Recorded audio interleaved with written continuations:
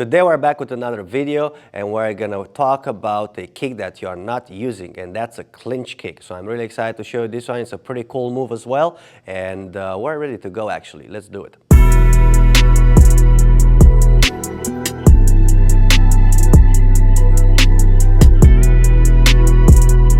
We call this move clinch and chop or clinch and flop because we're gonna use the clinch and then we're doing the flop kick. Some people call it the chop kick, and it's pretty much like a question mark kick, right? So normally, let's look at what happens when you get in the clinch. The most often players are gonna use, or martial artists are gonna use, the crescent kick, right? Can you girls show me? We have Sophia here, of course, and we got Emily that are gonna showcase the drill for us today, and I'm just gonna have them do a clinch and a crescent kick, like the regular part, right? Sophia, get in and do a crescent kick, please. So in, and normally that's what happens right there, right? And a lot of times that doesn't work, maybe because your opponent is good with the blocking, or the distance doesn't get right, or they get out a little quicker, or you're too short, and then you can just get it to the head as easier. And this kick, the chop, from the clinch, is pretty much good for shorter players as well, especially if you are really fast, right? So the way this looks is like getting in the clinch, using your arms to bump your opponent and eventually block their front arm, and then pretty much switching on the chop. Emily is gonna show us this one for now. So she's gonna get in the clinch, gonna use her arms, and then she's pretty much turning all the way in, right?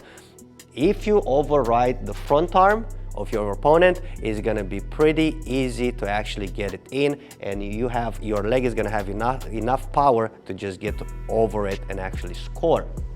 This is done especially when your opponent is really good with that front arm and they're blocking with the front arm. So let's say if Sophia would be always ready for the crescent kick, right? If Emily gets in and she wants to do crescent kick, let's say Sophia would block like that. Do a crescent kick, Emily, instead of chop.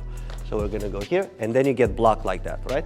So then an alternative to that is to actually get in and press this arm, and then to just get in with a chop.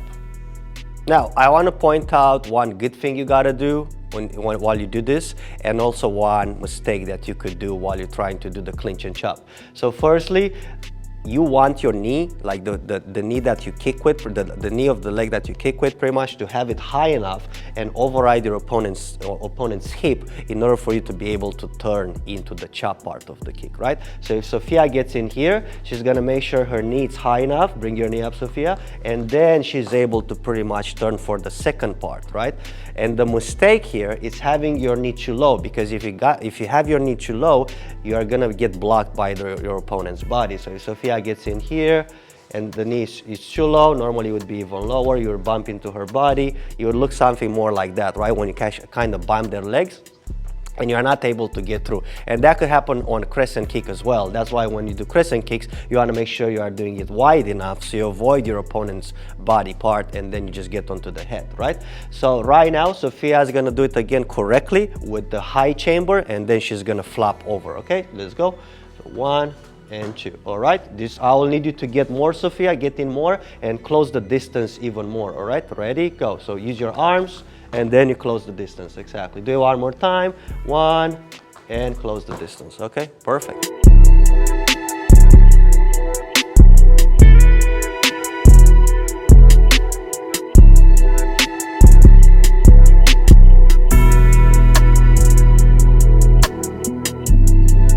This is it for today. If you have any questions about these drills, please let us know in the comments. Otherwise, we'll see you in the next episode. W1 out.